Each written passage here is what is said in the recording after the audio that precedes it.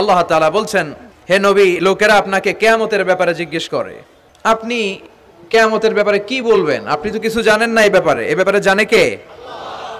বিশ্বনবী যখন মক্কার জমিনে কিয়ামতের ব্যাপারে বারবার মক্কার লোকদেরকে সাবধান করতে শুরু করলো যে এই দিন না, আরো দিন আছে, এই দিনটাই দিন নয়, বিশাল একটা জগৎ পড়ে আছে, সেটা শুরু হবে কিয়ামত দিয়ে, সব লন্ডভন্ড হয়ে যাবে। তখন লোকেরা বিশ্বনবীর জিজ্ঞেস করতে শুরু করলো, মুহাম্মদ সাল্লাল্লাহু, এই যে তুমি কিয়ামতের কথা বলো, এটা কবে হবে? ইয়াসআলুনাকা আনিস সাআতি আইয়ানা মুরসাহা ফীমা আনতা মিন যিকরাহা ইলা রাব্বিকা মুনতাহাহা। সুবহানাল্লাহ পড়েন। ও নবী, লোকেরা আপনারা জিজ্ঞেস করে কিয়ামত কবে হবে, কিন্তু কবে হবে এটা আপনি কেমন করে বলবেন? এটা তো আপনি জানেন না, গোটা বিশ্বের কেউ জানে না, জানে একজন, তিনি কে?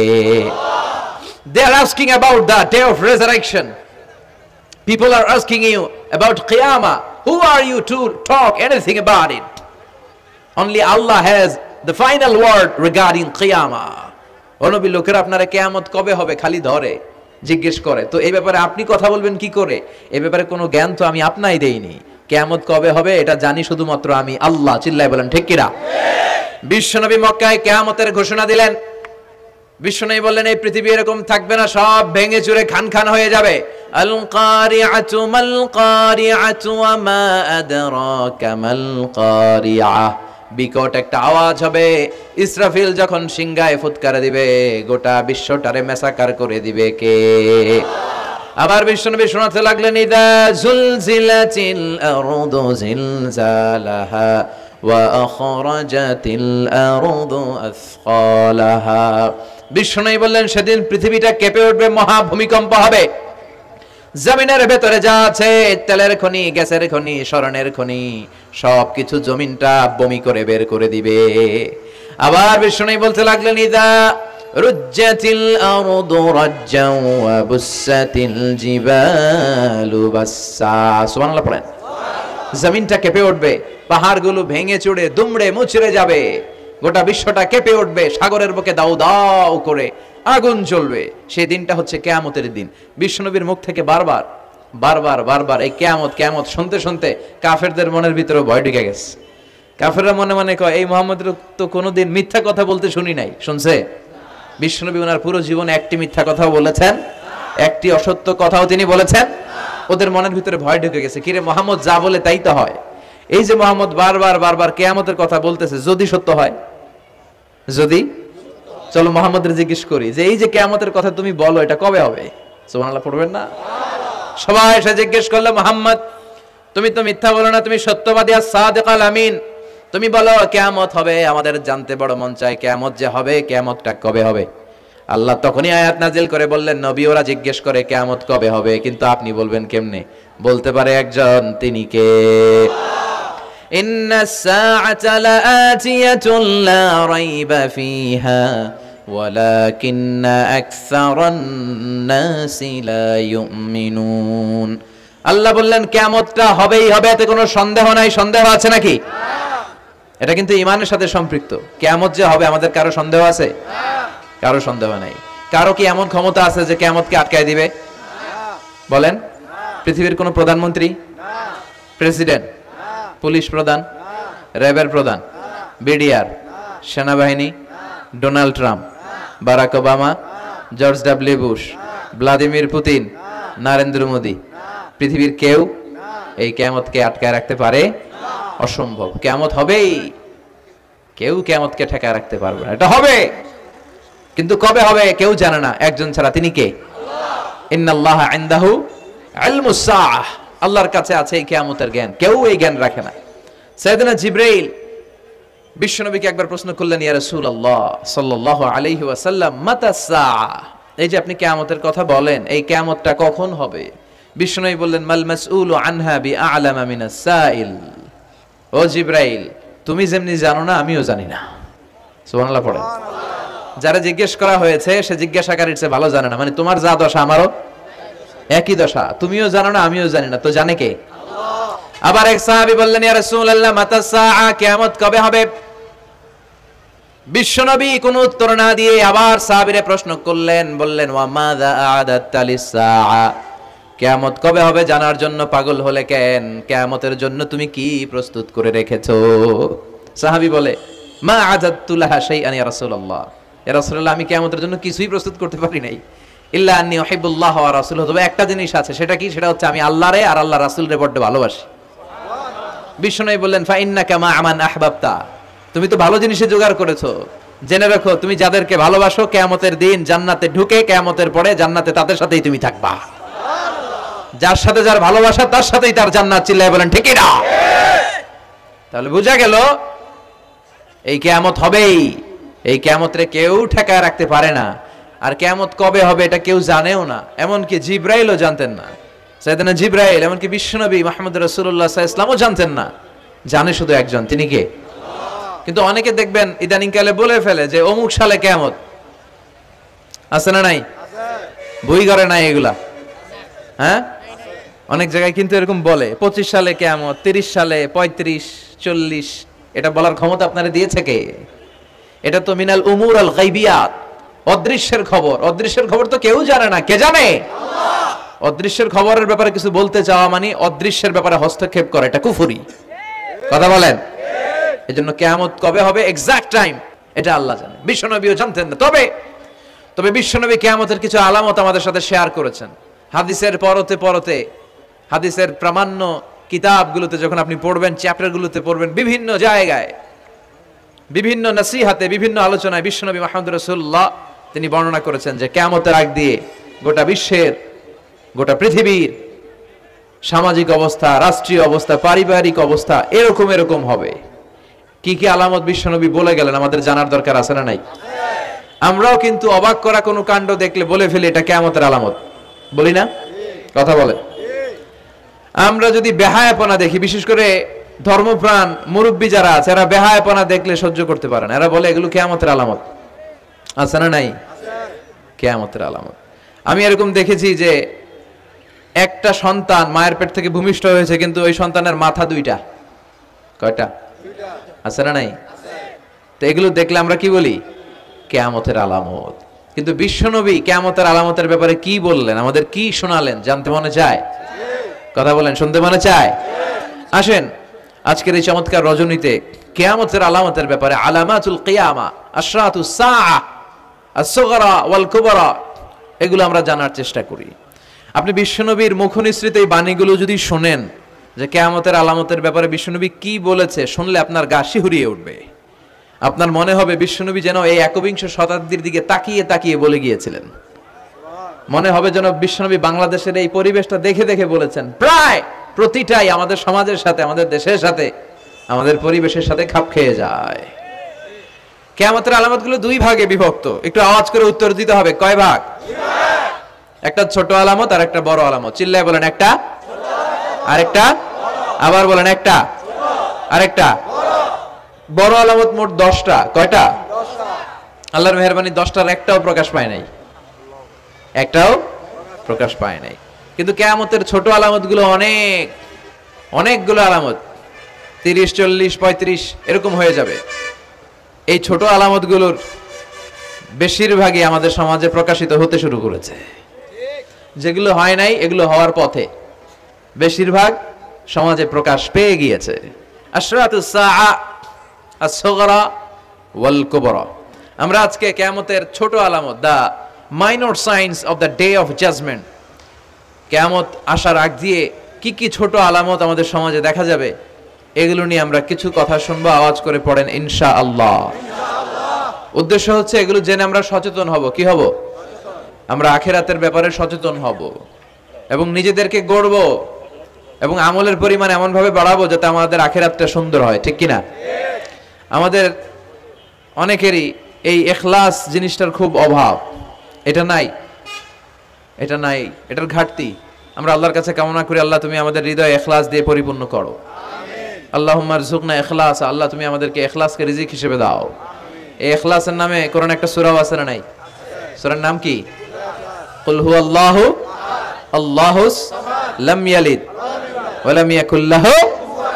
এখানে আল্লাহ তাওহীদের কথা বলেছেন, ইখলাসের কথা বলেছেন। এজন্য আমরা যেন ইখলাসের সাথে শুনি, ইখলাসের সাথে আমল করি। আল্লাহ তুমি তৌফিক দাও। আমিন। বিশ্বনবী কিয়ামতের ছোট আলামতের ব্যাপারে যা যা বললেন সেগুলো যদি আমরা ধারাবাহিকভাবে শুনতে চাই, তাহলে প্রথমেই যে আলামতটার কথা বলতে হবে সেটা হচ্ছে বিআসাতু রাসূলিল্লাহি সাল্লাল্লাহু আলাইহি ওয়াসাল্লাম। বিশ্বনবীর এই পৃথিবীতে, এই ধরাতে আগমনটাই হচ্ছে কিয়ামতের সর্বপ্রথম আলামত। সুবহানাল্লাহ কইতে পারলেন না? বিশ্বনবীর আগমন পৃথিবীতে হয়েছে কি হয় নাই? কথা বলেন। বিশ্বনবী যে আসছেন আবার চলে গেছেন, বিশ্বনবীর আগমনটা হয়ে গিয়েছে পৃথিবীতে কয় বছর চলে গেল? হ্যাঁ, প্রায় 1400-1500 বছর চলে গেল, এখনো কিয়ামত হয় নাই। সুবহানাল্লাহ পড়েন। বিশ্বনবী বলতেন বুইস্তু আনা ওয়াসাআতু কাহাতাইন, আমি এবং কিয়ামত এইভাবে পিঠাপিঠি হয়ে নাজিল হয়েছি। এই আঙ্গুল থেকে এই আঙ্গুলের মাঝখানে যেমনি তেমন কোনো ব্যবধান নাই, আমি বিশ্বনবী আর কিয়ামতের মাঝখানেও তেমন কোনো ব্যবধান নাই। বিশ্বনবী সাহাবাদেরকে বুঝাতে যে প্রায় এরকম আঙ্গুল ব্যবহার করতেন, আঙ্গুল ব্যবহার করতেন, ইশারা দিতেন, আঁকা ঝোঁকা করতেন। এখন আধুনিক শিক্ষা পদ্ধতিতে এগুলো ব্যবহার হতে শুরু হয়েছে। এগুলো সব বিশ্বনবীর মেথোডোলজি। সুবহানাল্লাহ পড়বেন না? বিশ্বনবী আবার আরেক জায়গায় বলেছিলেন আনা ওয়া কাফিলুল ইয়াতীমি কাহাতাইন, আমার আঙ্গুলের দিকে দেখতেছেন? হ্যাঁ, আনা ওয়া কাফিলুল ইয়াতীমি কাহাতাইন, আমি আর ইয়াতীমের রক্ষণাবেক্ষণকারী জান্নাতে এরকম কাছাকাছি থাকবো। এই দুই আঙ্গুল যেমনি কাছাকাছি, আমি আর ইয়াতীমের রক্ষণাবেক্ষণকারী এরকম জান্নাতে থাকবো কাছাকাছি। আমরা এখন রক্ষণাবেক্ষণ করব কি? ইয়াতীমের সম্পদ লুণ্ঠনের ক্ষেত্রে আমরা এক নাম্বার। চিল্লা এখন ঠিক কিনা? ইয়াতীমের মাথায় হাত বুলিয়ে দিলে আল্লাহ খুশি হয়ে যায়। এতিমদেরকে ভালোবাসলে আল্লাহ তারে ভালোবাসে। এতিমের জন্য দান সদকা করলে তার মর্যাদা বাড়ায় দেয় কে? আল্লাহ। আমাদের এলাকাগুলোতে এতিমখানা নাই? আমাদের সমাজে এতিম আছে না নাই? তার বাবা নাই, তার মা নাই, এতিম। আপনি তার ঘরে খাবার পৌঁছে দেন, আপনার আব্বার কবরটারে জান্নাতের টুকরা বানায় দিবে কে? আল্লাহ। এতিম মিসকিনদেরকে সহায়তা করবেন, দান সদকা ওইখানে করবেন। ওইদিকে টাকা না দিয়ে মাজারে যে টাকা দেয় এরকম লোক আছে না নাই? মাজারে টাকা দেওয়া যাবে অপ্রয়োজনে? মাজারে কেন টাকা দিবেন? ওখানে একজন লোক শুয়ে আছে, পড়ে আছে, ওনার টাকা লাগবে? টাকা লাগবে আমগো জীবিত যারা আছে আমাদের। কথা কন। গরিব, দুস্থ, সুবিধা বঞ্চিত মানুষ যারা আছে তাদের টাকা লাগবে। এজন্য মাজারে যে মানত করা যাবে? মানত করতে হবে একজনের নামে। চিৎকার করে বলেন চিনি কে? আল্লাহ। অনেকে দেখবেন মাজারে যে মোমবাতি দিয়ে আসে, আগরবাতি দিয়ে আসে, হ্যাঁ, কাপড় দিয়ে আসে, ছাগল দিয়ে আসে, মুরগি দিয়ে আসে, গরু দিয়ে আসে। আছে না নাই? আলহামদুলিল্লাহ নারায়ণগঞ্জে এগুলো নাই। হ্যাঁ হ্যাঁ আছে। আহা, আল্লাহ তুমি বুঝার তৌফিক দাও। দেখবেন মাজারে আবার মশারিও দিয়ে রাখে। আছে না নাই? যিনি শুয়ে আছে ওনার কি মশায় কামড়ায়? তো উনি যদি মশার কামড় থেকে নিজের বাঁচাইতে না পারে, উনি আমগরে বাঁচাবে কি? কথা বলেন। আবার দেখবেন অনেক ড্রাইভার অনেক মাজারের পাশ দিয়ে যখন যায় সে গাড়ি স্লো করে ফেলে। ড্রাইভারকে জিজ্ঞেস করেন যে তুমি স্লো করলা কেন? সে বলে এখানে বাবার মাজার, বাবা অনেক গরম, গাড়ি উল্টায়া দিবার পারে। কি করতে পারে? আচ্ছা, গাড়ি উল্টালে কি হয়? দুর্ঘটনা হয়, মানুষ মারা যায়। যারা মানুষ মারে এরা কি বাবা নাকি ডাকাত? তো এ কেমন আল্লাহর ওলি, সে মানুষ মেরে ফেলে। আপনি একটু আকল খাটালে আপনি বুঝতে পারবেন যে এগুলোর সাথে ইসলামের কোনো সম্পর্ক নাই। ইসলাম শিখায় চাইতে হবে একজনের কাছে। ইদা সাআলতা ফাসআলিল্লাহ, ফরিয়াদ করবা তো কার কাছে করব? আল্লাহ। চাইতে হবে কার কাছে? আল্লাহ। ছেলে চান কে দিবে? আল্লাহ। মেয়ে চান কে দিবে? আল্লাহ। ছেলে মেয়ে দুইটা চান কে দিবে? আল্লাহ। ব্যবসায় সফল হতে চান কে দিবে? আল্লাহ। জান্নাতি হতে চান কে দিবে? আল্লাহ। আল্লাহ ছাড়া কেউ কিছু দিতে পারে না। বিশ্বনবী মুহাম্মদ রাসূলুল্লাহ সাল্লাল্লাহু আলাইহি সাল্লাম কি আমাদের কিছু দিতে পারে না? এজন্য ওনার কবরে যেও চাওয়া যায় না, ওনারে সালাম দেওয়া যায়। ওখানে যে বিশ্বনবীকে সালাতু সালাম পাঠানো যায়, কিন্তু বিশ্বনবীরে বলা যায় না ইয়া রাসূলুল্লাহ আমার একটা মেয়ে দেন, আমার একটা ছেলে দেন, ইয়া রাসূলুল্লাহ আমার নির্বাচনে পাশ করাইয়া দেন। এখন নির্বাচন আসছে নতুন না, প্রায় দেখি অ্যানাউন্সমেন্ট চলতেছে কাউন্সিলর নির্বাচন। তো বিশ্বনবীর কবরের সামনে দাঁড়িয়েও চাওয়া যায় না। তো বিশ্বনবীর কবরের সামনে দাঁড়িয়ে কিছু চাইলে সৌদি পুলিশ হাতের মধ্যে লাঠি দিয়ে বাড়ি মারে, দাঁড়াতেই দেয় না। যে এখানে কি চাও তুমি? সামনে কেবলা, কেবলামুখী হও। এই বিশ্বনবী যার কাছে যাইতেন তার কাছে যাও। তিনি ছাড়া কিচ্ছু করার ক্ষমতা গোটা বিশ্বে কারো নাই। আল্লাহর ধনভাণ্ডার কত বিশাল! তিনি আমাদের সবাইকে যদি জান্নাতুল ফেরদাউস দিয়ে দেয়, ওনার জান্নাতের মধ্যে ঠেলাঠেলি হবে তো না? কথা কন। বিশ্বনবী আটটা জান্নাতের যে স্টেজ, এই আটটার সবগুলাই থাকবে না, উনি থাকবে জান্নাতুল ফেরদাউস। কোনটায় থাকবে? তাহলে আমরা থাকবো কই? ইনশাআল্লাহ করবেন না? নবী থাকবে একটায়, আমরা আরেকটায়। এটা সম্ভব? অন্য কোন জান্নাত দিয়ে আমাদের বুঝ দেওয়া যাবে? আমরা আল্লাহর কাছে বলবো, আল্লাহ আমগো নবী যেদিকে আমরা থাকবো, বিশ্ব নবী থাকবে জান্নাতুল ফেরদাউস, আমরাও থাকবো ফেরদাউস। ইনশাআল্লাহ পড়েন। এত বিশাল জান্নাত, কোনো ধাক্কা ধাক্কি নাই। জান্নাতের এক একটা দরজা ছিলেন তো না?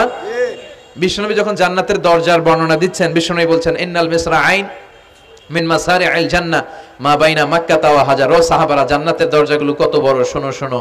বিশ্বনবী বললেন সৌদি আরবের মক্কা শহর থেকে বাহরাইনের হাজার শহর যত লম্বা, জান্নাতের এক একটা দরজা তত লম্বা। তার মানে এক এক ধাক্কায় কয়েকশো কোটি লোক জান্নাতে ঢুকে যাবে। তো ওই জান্নাতে আমরা সবাই যদি ফেরদাউসে থাকি, আল্লাহর কোনো ঘাটতি আছে? ওই আল্লাহরে থইয়া মাজারে যায়, ওই আল্লাহরে না ডেকে বাবারে ডাকে, ওই আল্লাহর কাছে না যে মাজারে যে লাল সালু দিয়ে আসে।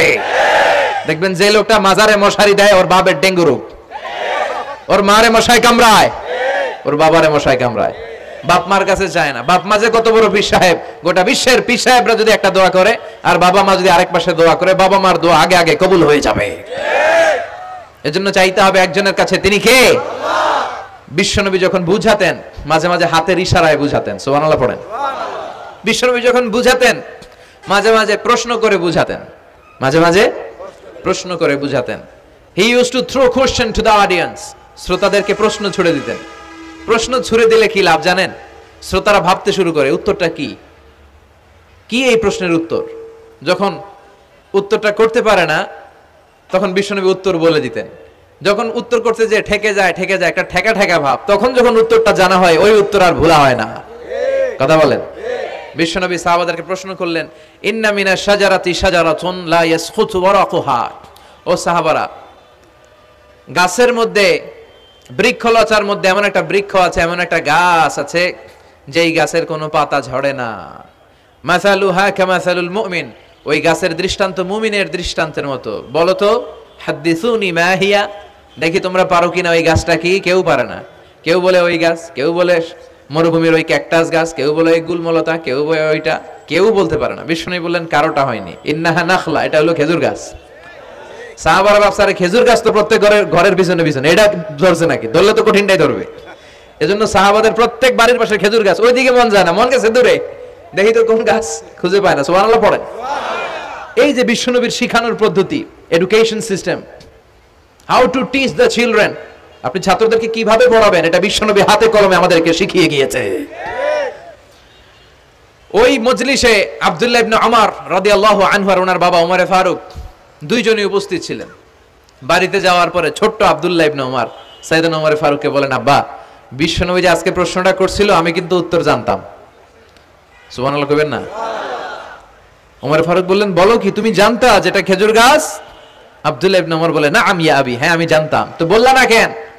তুমি যদি আজকে উত্তর দিতে পারতা, তাহলে আরবরা লাল কপালের উট পেলে অনেক খুশি হয়ে যায়। তিনি বললেন, লাল চাঁদওয়ালা উট পেলে মানুষ যেরকম খুশি হয়, আজকে তো আমি অত খুশি হইতাম, বিশ্বনবীর সামনে আমার বুকটা এত বড় হয়ে যেত যে আমার ছেলে উত্তর করতে পেরেছে। আব্দুল্লাহ ইবনে ওমর বললেন, আপনি আমার আব্বা, আশেপাশে চাচারা কেউ পারেন, আমি কেমনে কই? সুবহানাল্লাহ কইবেন না? দেখেন বিশ্বনবীর শিখানোর কত চমৎকার পদ্ধতি। তো সে পদ্ধতির অংশ হিসেবে বিশ্বনবী এরকম আঙ্গুল দিয়ে ইঙ্গিত করতেন আর বলতেন, আনা ওয়া কাফিলুল ইয়াতীমি কাহাতাইন, আমি এবং ইয়াতিমের যত্ন যারা করে তারা জান্নাতে একসাথে এইভাবে থাকবো। আবার কিয়ামতের বর্ণনা দিতে যে বিশ্বনবী বললেন, আনা ওয়া সাআতু কাহাতাইন, আমি আর কিয়ামত এরকম পিঠাপিঠি, আমার আর এই দুইটা আঙ্গুলের মাঝখানে যেমনি তেমন ব্যবধান নাই, আমি আর কিয়ামতের মাঝখানেও তেমন ব্যবধান নাই। চিল্লায় পড়েন আল্লাহু আকবার। তাহলে বিশ্বনবীর ঘোষণা অনুযায়ী কিয়ামতের প্রথম আলামত হচ্ছে বিশ্বনবীর স্বয়ং আগমন। এটা হয়েছে কি হয় নাই? এরা হতে হেলে দুলে নুরানি তনু কে আসে হায়, সারা দুনিয়ার হেরে মেরে পর্দা খুলে খুলে চায়, সে যে আমার কামলিওয়ালা কামলিওয়ালা, তার ভাবে বিভোল রাঙা পায়ের তলে, পর্বত জঙ্গল টল মল টলে, খুরমা খেজুর বাদাম জাফরানি ফুল ঝরে ঝরে যায়, সে যে আমার কামলিওয়ালা কামলিওয়ালা। সুবহানাল্লাহ পড়েন। এই কামলিওয়ালা নবীর আগমনটাই কিয়ামতের প্রথম আলামত। তাহলে প্রথম আলামত আমরা পাইছি কি পাই নাই? পেয়ে গেলাম। এরপরে বিষ্ণু বলেছেন যুহুর কাসরাতিল ফিতান বিআনওয়াইহা, কিয়ামতের আগ দিয়ে সমাজে ফিতনা ফাসাদ বেড়ে যাবে। পারিবারিক ফিতনা আমাদের আছে না নাই? সামাজিক ফিতনা, একটু আওয়াজ করে উত্তর দিবেন। রাষ্ট্রীয় ফিতনা, নারী ঘটিত ফিতনা, খালি ফিতনা আর ফিতনা। আপনি যেদিকে তাকাবেন ওইদিকেই ফিতনা। আপনি চাইলেও আপনার ঈমান বাঁচাতে পারছেন না। আমরা চাই আমার চোখটা হেফাজত করব, পারছি না। ইউটিউবে ঢুকলাম, জাকির নায়েকের লেকচার শুনবো। ইউটিউবে ঢুকলাম, শায়েখ সুদাইসের তেলাওয়াত শুনবো। ওদিকে তেলাওয়াতও বাজে আর নিচে সাজেস্টেড ল্যাংটা ভিডিও আছে না নাই? কই যাব আমরা? কিভাবে বাঁচাবো আমাদের চোখ? বায়ে অশ্লীলতা দেখে ডানে তাকায়, দেখি ওদিকেও অশ্লীলতা। আবার বায়ে তাকায়, ওখানে অশ্লীলতা। সামনে তাকাই অশ্লীলতা, আবার পেছনে তাকাই অশ্লীলতা, নিচে তাকাই অশ্লীলতা, উপরে তাকাই ওদিকে অশ্লীলতা। আমরা যাব কই? আর নাযার সাহামুন মাসমুম মিন সিহাম ইবলিস, এই দৃষ্টি শয়তানের বিষ মাখানো তীরবানের মধ্য থেকে ভয়ঙ্কর তীর। এই তীর দিয়ে শয়তান যুবক যুবতীদেরকে কাবু করে ফেলে। একটা যুবক যুবতীর মধ্যে প্রথমে আই কন্টাক্ট হয়। কি হয়? প্রথমে আই কন্টাক্ট, চোখে চোখে একটা ভাব বিনিময় হয়। হ্যাঁ, এরপরে এসএমএস এর আদান প্রদান হয়। কথা বলেন। এরপরে ডেটিং হয়। ডেটিং কি হয়? এরপর হয় গার্লফ্রেন্ড বয়ফ্রেন্ড। আছে না নাই? এগুলো বই ঘরে নাই? বই ঘরের ছেলেপেলেরা আল্লাহওয়ালা। হ্যাঁ, কি ভয়ঙ্কর অবস্থা। আমরা ছোটবেলায় এই সমস্ত গার্লফ্রেন্ড বয়ফ্রেন্ড কি বুঝতামই না। এখন ক্লাস 5 থেকে শুরু, ক্লাসে যারা যারা আছে ভাগাভাগি হয়ে যায় কোন টাকার। আছে না নাই? কয় এইটা আমার, মানে আমার ফ্রেন্ড, এটা আমার এই কি ফ্রেন্ড, গার্লফ্রেন্ড, এটা আমার গার্লফ্রেন্ড, তো এটা তোর গার্লফ্রেন্ড। আছে না নাই?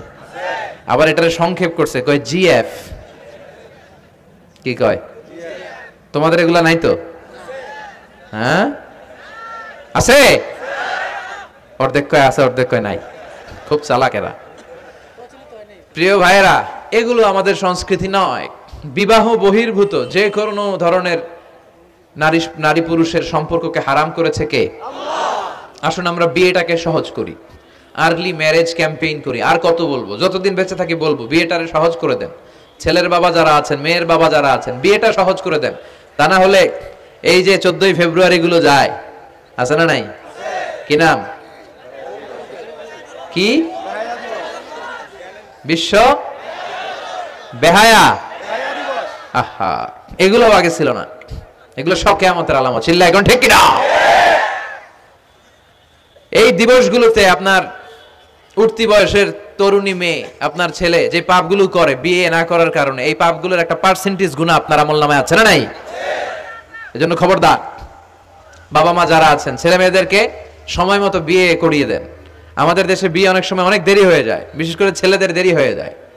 বলে তুই নিজের পায়ে দাঁড়া। এতদিন ও কার পায়ে দাঁড়াইছে? ও তো নিজের পায়ে দাঁড়িয়েছে, একটু সহযোগিতা করেন না আপনি। বিয়েটা সহজ করে দেন। বিয়ের চেয়ে ভালো কাজ পৃথিবীতে নাই। হ্যাঁ, ইয়াং পোলাপানরা অনেক খুশি হয়ে গেছে। হ্যাঁ, বিয়ে করবে তোমরা। বিয়ে বহির্ভূত জিএফ বিএফ এর দরকার আমাদের নাই। চিল্লায় বলেন ঠিক কিনা? এগুলোর বিরুদ্ধে আমাদের জিহাদ। ইসলামের ইমেজকে, আমাদের মোরালিটি, আমাদের এথিক্যাল স্ট্যান্ডিং পয়েন্ট যেখানেই নষ্ট হবে, ওগুলোর বিরুদ্ধে আমাদেরকে সোচ্চার হতে হবে। এই নৈতিকতার অবক্ষয় হতে হতে এমন পর্যায়ে ঠেকেছে বাংলাদেশটা এখন জাহান্নামের টুকরা হয়ে গিয়েছে। এখন মেডিকেলের ডাস্টবিনে ছোট্ট ছোট্ট নবজাতক বাচ্চার লাশ পাওয়া যায়। এগুলো সব 14ই ফেব্রুয়ারি পালনের ফসল। এগুলোর সাথে মুসলমানদের কোনো সম্পর্ক থাকতে পারে না। এগুলো ইসলামের সাথে কোনো সম্পর্ক নাই। এগুলো হচ্ছে পাশ্চাত্য থেকে আমদানি করা, পার্শ্ববর্তী দেশ ভারত থেকে আমদানি করা। আমাদেরকে যে ইসলামের সুশীতল বাণী বিশ্বনবী শিখিয়েছেন, আমাদের জানিয়েছেন, দ্যাটস এনাফ ফর আস, এটাই আমাদের জন্য যথেষ্ট। এজন্য এই যুগটা হচ্ছে বিশ্বনবী বললেন ফিতনার যুগ। আখিরি জামানায় জ্বলন্ত আগুনের কয়লা নিয়ে হাতে রাখাটা সহজ হয়ে যাবে, কিন্তু ঈমান নিয়ে টিকে থাকা কঠিন হয়ে যাবে। আপনি চাইলেও ভালো থাকতে পারবেন না, আপনি হকের কথা চাইলেও বলতে পারবেন না। ঝুঁকি আছে না নাই? গুম আছে না নাই? ক্রস ফায়ার আছে না নাই? কে কোন দিক দিয়ে গুম টেরি পাওয়া যাবে না। কিন্তু এই হকের রাস্তা আমরা ছাড়বো না। বিশ্বনবী বললেন ফিতনা বেড়ে যাবে, আপনি হক হালাল মেনটেন করতে চান কিন্তু পারবেন না। আপনি ঘুষ খাবেন না, কি হবে? টেবিলের নিচ দিয়া ঘুষ, উপর দিয়া ঘুষ, সব জায়গায় ঘুষ। আপনার পাশে যে চাকরি করে সে খায় ঘুষ, ও খায় ঘুষ, নিচের কর্মচারী খায় ঘুষ, উপরের বসও খায় ঘুষ। কথা বলেন, আপনি চাইলেও পারছেন না। এজন্য বিশ্বনবী সবসময় দোয়া করতেন, আল্লাহ ফিতনা থেকে আমাদেরকে বাঁচাও।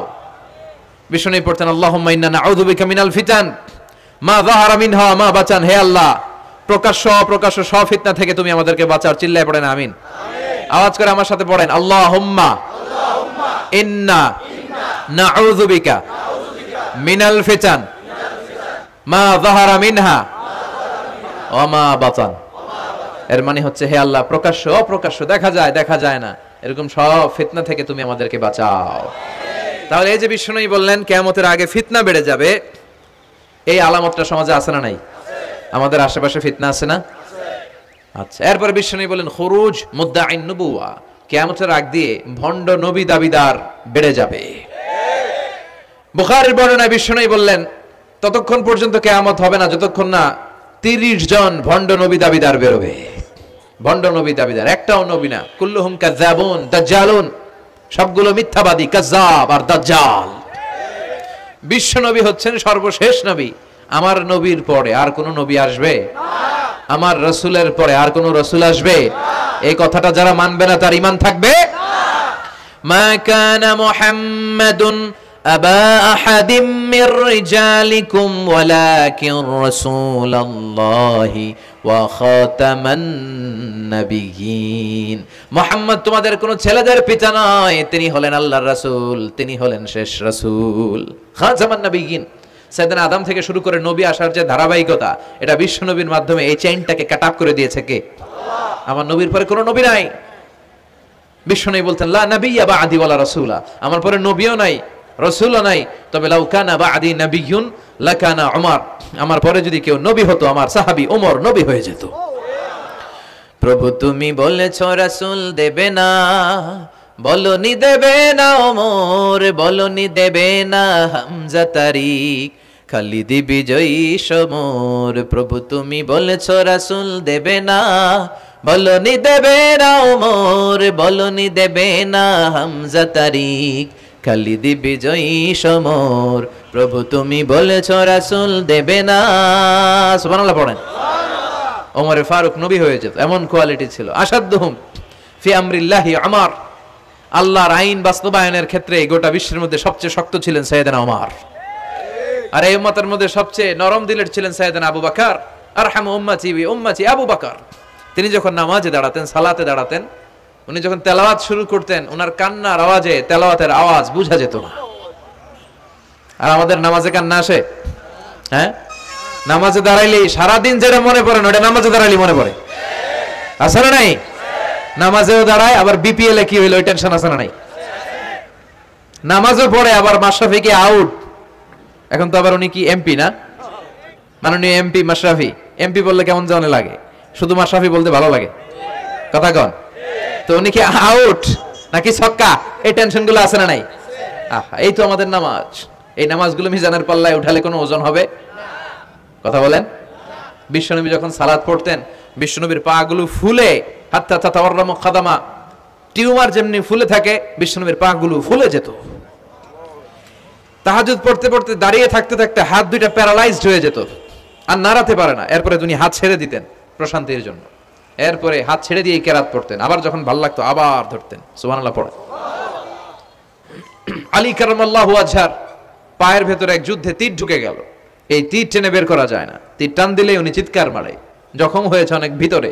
বিশ্বনবী বললেন, আরিহনা বিসসালাহ ইয়া বিলাল, আকিমিস সালাহ, বেলাল আজান দাও, নামাজ শুরু করি। নামাজ শুরুর আগে আরেক সাহাবীরে বললেন, আলী যখন জামাতের কাতারে দাঁড়াবে, তুমি নামাজে না দাঁড়িয়ে আলীর পায়ের সামনে যে ওই পায়ের তীরটা টান দিয়ে বের করবা। সুবহানাল্লাহ পড়েন। একামত হলো, বিশ্বনবী সালাত শুরু করলেন।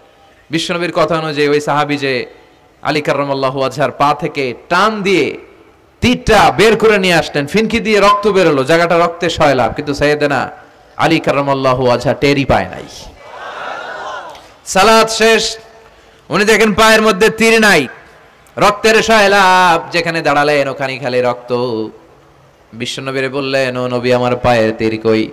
বিশ্বনবী বললেন, আলী রে, আমি জানি তুমি যখন যায় নামাজের জন্য দাঁড়িয়ে যাও, দিন দুনিয়ার হুঁশ তোমার থাকে না, তোমার হৃদয়টা এখানে থাকে না, দেহটা এখানে থাকে, হৃদয়টা চলে যায় আল্লাহর আরশের উপরে।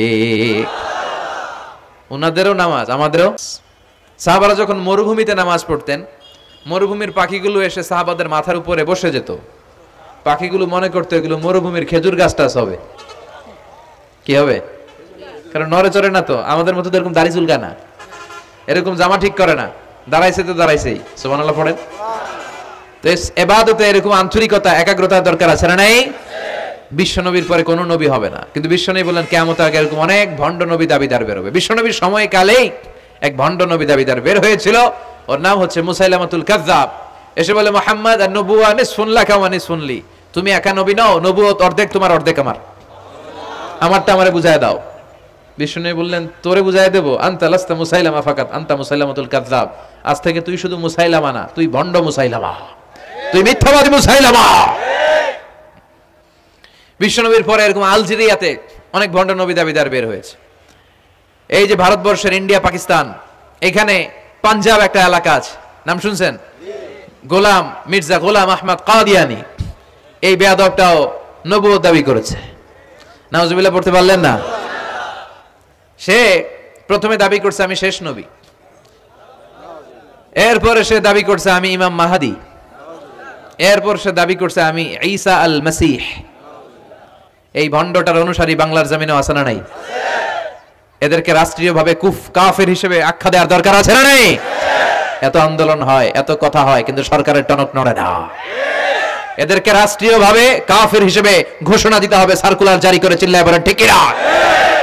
এরা মুসলমান নয়, কারণ আপনি শুধু লা ইলাহা মানলেই মুসলমান হতে পারবেন না, মুমিন হতে পারবেন না। বিশ্বনবীর উপর সাক্ষী দেওয়ার দরকার আছে না নাই? বিশ্বনবী শেষ নবী, ওনার পরে কোনো নবীও আসবে না, কোনো রাসূলও আসবে না, চিল্লায় বলেন ঠিক কিনা?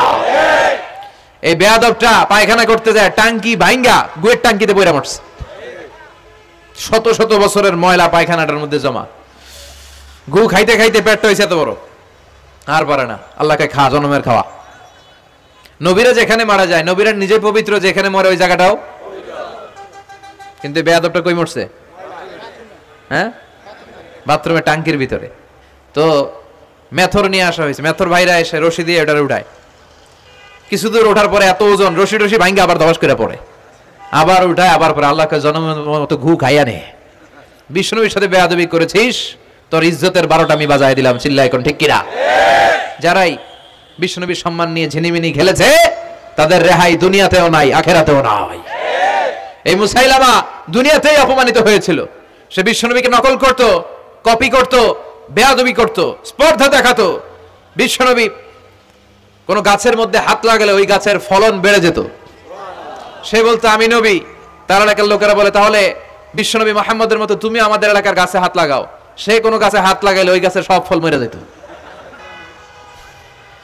বিশ্বনবী কোন লোনা পানির কুয়ার ভেতরে অজু করে কুলির পানি ফেললে ওই লোনা পানির কুয়া মিঠা পানির কুয়াতে পরিণত হতো। আর এই বদমাশটা যদি মিঠা পানির কোন কুয়ার মধ্যে কুলি ফেলাইতো, ওইটা লোনা পানির কুয়া হয়ে যেত। বিশ্বনবী মদিনাতে আসার পরে মদিনার নিউ বর্ন বেবিদেরকে বিশ্বনবীর কাছে নিয়ে আসা হতো। বিশ্বনবী তাদেরকে তাহনিক করাতেন। তাহনিক মানে খেজুর হালকা একটু খেয়ে বিশ্বনবী লালা লাগিয়ে, বিশ্বনবীর লালা মোবারকটাই বাচ্চার ঠোঁটের মধ্যে বিশ্বনবী লাগিয়ে দিতেন। এখন বিশ্বনবী নাই, আলেমদের কাছে যাবেন, খতিব এলাকার বড় খতিব হুজুরের কাছে যাবেন, হাফেজ সাহেব হুজুরের কাছে যাবেন, হুজুর মধু খেয়ে বাচ্চার মুখে লাগাই দিবে। উনি যে সবসময় কোরআন পড়েন, ওনার সিনাতে যে কোরআন, ওইটার বরকত আছে না নাই? বিশ্বনবী তাহনিক করতেন, খেজুর খেয়ে ওই লালা মিশ্রিত খেজুর বাচ্চার মুখে লাগিয়ে দিতেন, আর বাচ্চার মাথায় হাত বুলিয়ে দিতেন। বিশ্বনবীর হাত মদিনার যে সমস্ত নবজাতক বাচ্চাদের মাথায় লেগেছে, বাচ্চাদের মাথার চুল বড় করে দিয়েছে কে? সেও বিশ্বনবীর মতো অ্যাক্টিং করতো। তার কাছে নবজাতক বাচ্চা নিলে সেও তাহনিক করতো। তাহনিক করার সাথে সাথে বাচ্চা বমি শুরু করে দিত। আর মাথায় হাত লাগায় দিলে মাথার চুল বাড়াতো, বড় কথা আজীবনে বাচ্চাগুলো টাক মাথা থাকতো। কি করতো? টাক মাথা। তার মানে বেয়াদবির পরিণাম, অপমান দুনিয়া থেকেই শুরু হয়ে যায়। তো বিশ্বনবী বললেন এই ভণ্ডদের আবির্ভাব শুরু হবে। আমাদের এই সমাজে ভণ্ড আছে না নাই? দুদেল বান্দা কালমা চোর, না পায় শ্মশান না পায় ঘোর, দিন থাকিতে আয়রে পথে ছাইড়া দে ভণ্ডামি, ভণ্ডামি ভণ্ডামি ভণ্ডামি, ছাইড়া দে ভণ্ডামি। নামাজ কালাম পড়ে না, ইবলিস শয়তানের নানা। আছে না এরকম? ইসলামের লেবাস লাগায়, দাড়ি রাখে, চুল বড় রাখে, জট পাকায় রাখে, রোজা নাই, নামাজ নাই, পরিচ্ছন্নতা নাই, আতর নাই, গোসল নাই। আছে না নাই? এরকম ভণ্ড পীর আছে না নাই? হক্কানি পীর যারা, তাদের বিরুদ্ধে আমার কোনো কথা নাই, কারণ এদেশে অনেক লক্ষ লক্ষ হিন্দুরা এই হাক্কানি পীরদের হাতে হাত রেখে কালিমা পড়ে মুসলমান হয়েছে। তাদেরকে আমরা সাপোর্ট করি। আমাদের বিরুদ্ধাচারণ আর হুঙ্কার হচ্ছে ভণ্ডদের বিরুদ্ধে। এই দেশে এত ভণ্ড পীর, এই দেশে যত ভণ্ড পীর আছে অনেক দেশের জনসংখ্যাও এত নাই। কথা বলেন? অনেক ভণ্ড পীর আছে সারা বছর নাকি গোসল করে না, বছরে করে একবার, ওই গোসলের পানি মুরিদরা খাইয়া সব সাবার। আছে না নাই? এগুলোর সাথে আমাদের কোনো সম্পর্ক। বিশ্বনবী বললেন এরকম ভণ্ডদের আবির্ভাব সমাজে হবে কিয়ামতের আগে। এই আলামতটা সমাজে আছে না নাই? দেখেন বিশ্বনবী যাই বললেন অক্ষরে অক্ষরে মিলে যায়। এরপর বিশ্বনবী ফরমান কাসরাতুল হারাজ, কিয়ামতের আগে হারাজ বেড়ে যাবে। সাহাবারা বললেন ওমাল হারাজ ইয়া রাসূলুল্লাহ, হে নবী হারাজ কি? বিশ্বনবী বললেন হাদা হুয়াল হারাজ, হাদা হুয়াল হারাজ। কি বুঝলেন? মারামারি, কোপাকুপি, যুদ্ধ। আছে না নাই? আমরা কি যুদ্ধ চাই? যুদ্ধ নয় আরে যুদ্ধ নয়, নয় আর কোন তাজালা, সেই পৃথিবী আমাদের সকল মানুষের হোক নিরাপদ আবাস, সেই পৃথিবী আমাদের সকল মানুষের হোক নিরাপদ আবাস। We don't want to see any war in the whole world. We don't want to see any war in the whole world. ঠিক কি না? আমরা কোনো যুদ্ধ দেখতে চাই না, মারামারি দেখতে চাই না, অন্যায় হত্যাকাণ্ড বিচার বহির্ভূত কোন হত্যাকাণ্ড আমরা এদেশে দেখতে চাই না। কিন্তু বিশ্বনবী বললেন কিয়ামতের আগে এগুলো বেড়ে যাবে। বিশ্বনবী বললেন যে হত্যা করবে সে জানবে না কেন আমি হত্যা করলাম। এরকম হত্যা দেশে আছে না নাই? উপরের নির্দেশ, উপরের টেলিফোন, শুট করো, পোশাকি বাহিনী পিস্তল আছে, শুট করে দিল, কিন্তু কেন সে মারলো ওই সৈনিক জানে না। এরকম আছে না নাই? আবার যে নিহত হইল সেও জেনে মরতে পারলো না যে আমি কেন বললাম। কথা কন? আহা, এই বাংলার বিভিন্ন নদীতে, মাঠে ঘাটে হাত বাঁধা, পা বাঁধা, চোখ বাঁধা, বস্তাবন্দি করা লাশ পাওয়া যায় কি যায় না? এই দুনিয়ায় তারা বিচার পায় নাই, কিন্তু এগুলোর বিচার আছে না নাই? এগুলোর বিচার যদি না থাকতো, the worldly life will be a joke. এই পৃথিবীটা একটা জোকিং হইতো, জোকিং। জোক করার জন্য আল্লাহ পৃথিবী বানায় নাই। যেগুলোর বিচার এই জমিনে আমরা পাই নাই, সেগুলোর বিচার আখিরাতে হবে। সেদিন হবে আসল বিচার, সেদিন হবে ফাইনাল খেলা। সেদিন হবে কি খেলা? বিশ্বাস হয়? অপেক্ষা আছে না নাই? সবগুলোর বিচার হবে ইনশাআল্লাহ। পড়েন। আপনার জমি মেরে খাইছে, দুনিয়ায় বিচার পান নাই, আহকামুল হাকিমিনের বিচার আছে না নাই? আপনাকে অন্যায় ভাবে আঘাত করেছে, দুনিয়ার বুকে বিচার পান নাই, আখিরাতে বিচার আছে না নাই? বিশ্বনবী বললেন এই মারামারিটা বেড়ে যাবে কিয়ামতের আগে। এখন দেখেন খালি মারামারি, কোপাকুপি। 2 টাকার টেম্পু ভাড়া লইয়া একজন একজনের মেরে ফেলাইছে। কয় টাকার? নাউজুবিল্লাহ পড়বেন না? আল্লাহ এই ফিতনা থেকে তুমি আমাদের বাঁচাও। এরপর বিশ্বনবী বললেন দিয়াউল আমানা, কিয়ামতের আগ দিয়ে আমানতের খেয়ানত হবে। এটা আমাদের সমাজে আছে না নাই? বিশ্বনবী বললেন কিয়ামতের আগ দিয়ে আমানতের খেয়ানত হতে থাকবে। ইদা দুইয়াতিল আমানাতু ফান্তাযিরিস সাআ। সাহাবারা প্রশ্ন ছুড়ে দিলেন ইয়া রাসূলুল্লাহ মাতা সাআ, কখন কিয়ামত হবে? বিশ্বনবী বললেন ইদা দুইয়াতিল আমানা, যখন আমানতের খেয়ানত হবে তখন কিয়ামত হবে। সাহাবীরা আবার প্রশ্ন ছুড়লেন কাইফা ইদাআতুহা ইয়া রাসূলুল্লাহ, হে নবী আমানতের খেয়ানত কেমন করে হবে? বিশ্বনবী বললেন ইদা উসিদাল আমরু ইলা গায়রি আহলিহি ফান্তাযিরিস সাআ, যে লোকটা যেই চেয়ারে বসার যোগ্য নয় তাকে যখন ওই চেয়ারে বসিয়ে দেওয়া হবে তখনই কিয়ামত হয়ে যাবে। এরকম আমানতের খেয়ানত তো ভুল করে নাই। ধরেন একজনরে আপনারা প্রধান বক্তা হিসেবে দাওয়াত দিলেন, জানে না কোরআন, জানে না হাদিস, জানে না বক্তৃতা। এটা কিয়ামতের আলামত না? এটা আমানতের খেয়ানত না? এই দেশে শিশু বক্তা আছে না নাই? কথা কন? আহা, এদিকে আর কি মানুষ হয়েছে? শিশু বক্তা হইলে 3 গুণ হবে। বিল্ডিং টিল্ডিং ভাঙ্গা, প্যান্ডেল ম্যান্ডেল খুললা, অবস্থা সারা। এত মানুষ ও যে কি বলে ও নিজেও জানে না, কি যে জানে না ওইটাই জানে না।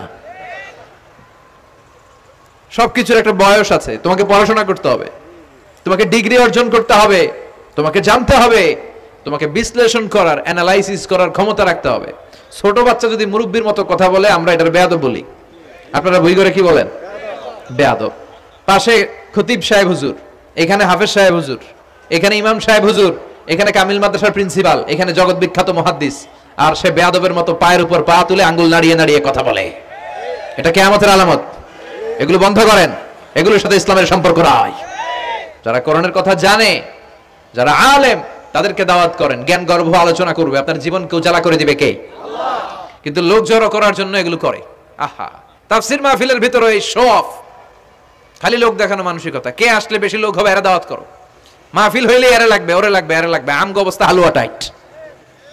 15,000 দাওয়াত ইনভাইটেশনের মধ্য থেকে 90টা প্রোগ্রাম রেখেছে এই বছর। 15,000। এটা কিয়ামতের আলামত না? সুবহানাল্লাহ কয়। আর এটা কিয়ামতের আলামত। কেন আমারে লাগবে কেন? আপনার এলাকায় মুহাদ্দিস নাই?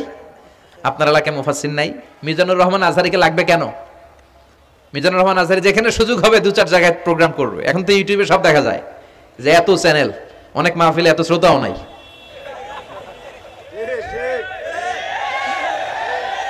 কথা কন। এখন কোথাও যেতে পারি না। আজকে এয়ারপোর্ট থেকে আসার পথে, এয়ারপোর্ট থেকে বের হইতে লাগতেছে আধা ঘন্টা। লোকজনের দাবি হচ্ছে হুজুর সেলফি তুলবো, সেলফি তুলবো, তাও বিভিন্ন অঙ্গভঙ্গি করে, এরকম মুখ বাঁকা করে, এরকম হাত বাঁকা করে। আমি বললাম কি স্টাইল? কয় এটা গ্যাংনম স্টাইল। আছে না নাই? তো এগুলো লৌকিকতা যেন না হয়। এটা তো দিনের দাওয়াতের একটা সেক্টর, একটা প্ল্যাটফর্ম। এখানে ভুইগড়ের যিনি সবচেয়ে বড় খতিব সাহেব হুজুর, উনি আসলেই চলবে। বড় আলেম উনি আসলেই চলবে। পাবনা জেলার বড় আলেম পাবনায় কথা বলবে, আর অন্যান্য জেলার যদি সুযোগ হয়। কিন্তু এমন ভাবে এটারে আমরা একটা আক্রমণাত্মক জায়গায় নিয়েছি। একটা ডেটের জন্য মানুষ সিআইপি ভিআইপি দিয়ে ট্রাই করে, এটা ঠিক না। এই টেন্ডেন্সি থেকে আমরা যেন বেরিয়ে আসি। আমরা, আমাদের দরকার ইখলাস। কি দরকার? ইখলাসের বড় অভাব। আবার মাহফিলে গেলে আমাদেরকে অনেক ক্রাইটেরিয়া দেয়, বলে হুজুর আপনার কিন্তু আজকে কাঁপাইতে হবে। আমি আসছি কোরআন থেকে কথা বলতে, এখানে কাঁপাকাঁপি হলে তো ভূমিকম্প হয়ে যাবে। কথা বলেন। আবার বলে হুজুর আপনার কিন্তু আজকে জমাই দিয়ে যাইতে হবে। কি করতে হবে? জমাইতে হবে। তো এগুলোর সাথে ইখলাসের কোনো সম্পর্ক আছে? আবার বলে হুজুর কেউ যেন না ওঠে, আপনার কিন্তু ধরে রাখতে হবে। মানে আমনে করে সবাইরে ধরে রাখতে হবে, পাও ধরে থাকেন। এগুলোর সাথে হেদায়েতের কোনো সম্পর্ক। এজন্যই তো সমাজে হেদায়েত নাই। মাহফিলের পরে মাহফিল হয়, ফজরের নামাজটা ঠিকমতো হয় না। হেদায়েত শূন্য, হেদায়েত নাই, ইখলাস নাই। কি উদ্দেশ্যে শুনতেছি এটা যেন খেয়াল করে আমল করতে পারে, এই টেন্ডেন্সিটা নাই। আসুন আমরা একটু থামি। স্টপ, থামেন, অনেক হয়েছে। আন্না ইসলাম কি বলে, কি শিখাতে চায়, কি বুঝাতে চায়, ওইটা বোঝার চেষ্টা করেন, ওইভাবে মানার চেষ্টা করেন। কে কি বললো দেখার দরকার নাই, এত লোক জড়ো হওয়ার দরকার নাই। আজকে যদি চ্যানেল একটাও না থাকতো, 10 জন বসে যদি আমার কথা শুনতো, কোনো সমস্যা আছে? কথা বলেন। এজন্য হেদায়েতটা সবচেয়ে বেশি জরুরি, ইখলাসটা জরুরি। আল্লাহর প্রতি ভয়, আস্থা, ভালোবাসা, এটা বেশি জরুরি। আল্লাহ তুমি ইখলাস দিয়ে আমাদের হৃদয়টাকে পূর্ণ করো। তাহলে এই যে যেই লোক যে চেয়ারে বসার যোগ্য না, ওই লোক যদি ওই চেয়ারে বসে, কিয়ামতের আলামত আছে না নাই?